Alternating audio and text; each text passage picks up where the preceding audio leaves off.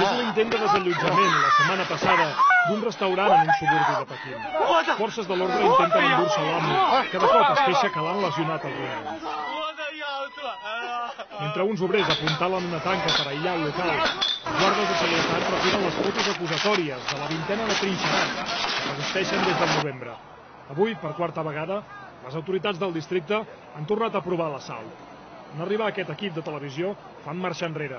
A dalt de l'edifici, una bandera xinesa, símbol de resistència, i crides al govern perquè se'n compadeixi i els deixi viure. La propietària recorda encara com, sense avís previ i sense ordre judicial, van saber per primer cop que els expropiaven a causa de l'ampliació d'un centre comercial. 关了我3个小时，然后3个小时过后我回来，我的饭店就变成这个样子了。我的饭店以前很豪华的。中国的人权就是现在大家所看到的这样，这不是一个比如说突发事件或者偶然一例，这种事情在北京或者说在全国各地都已经成为一个很普遍的事情了。Segons la dissidència, només a Pequín hi ha milers de casos com aquest.